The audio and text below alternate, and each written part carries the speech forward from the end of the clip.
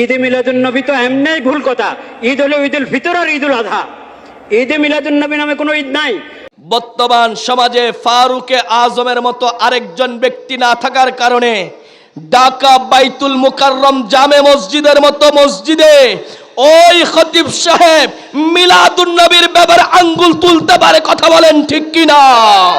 যদি বাংলার জমিনে প্রত্যেকটা সমাজে ফারুকে আজমের মতো আরেকজন সৈনিক থাকতো, ওই ঢাকার জমিনে বাইতুল মুকাররম মসজিদের খতিব কখনো মিলাদুন নবীর নিয়ে কথা বলার সাহস পেত না, কথা বলেন ঠিক কিনা?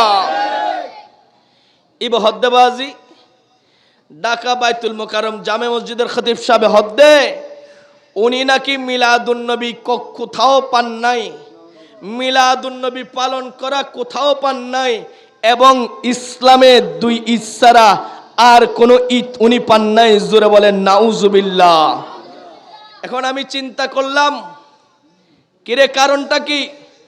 সুন্নি মসজিদে চাকরি করে খাদেম মুয়াজ্জিন, উনি নবীর মিলাদুন নবী পায়, কিন্তু অন্তরের নিফাকি থাকার কারণে ঢাকা বাইতুল মুকাররম জামে মসজিদের মতো এমন মসজিদের খতিব বড় মুফতি হয়ে মিলাদুন নবী পাই না, কথা বলেন ঠিক কিনা?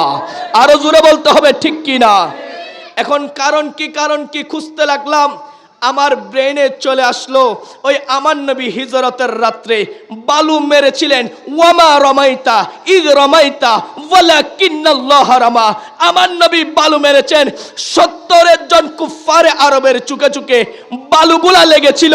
ওই দিন এখনো যারা আমার নবীর মিলাদুন নবী পাচ্ছে না, তাদের চুকে যাদের বালু লেগেছে, ওই বালি যাদের চুকে লেগেছে, তাদের সন্তানগণ এখনো অন্ধ, নবীর মিলাদ পায় না, কথা বলেন ঠিক কিনা? ওই দিন 70 জন কুফারে আরব আমার নবীর সামনে দিয়ে গিয়েছেন, তারা নবীকে দেখেন নাই। আজকে ওই তাদের যারা সন্তান বাচ্চারা আমার নবীর মিলাদুন নবী চলছে, তারা নবীর শান দেখছে না, কথা বলেন ঠিক কিনা? আল্লাহ তাদেরকে দেখার এবং বোঝার তৌফিক দান করুক, আমিন বলেন।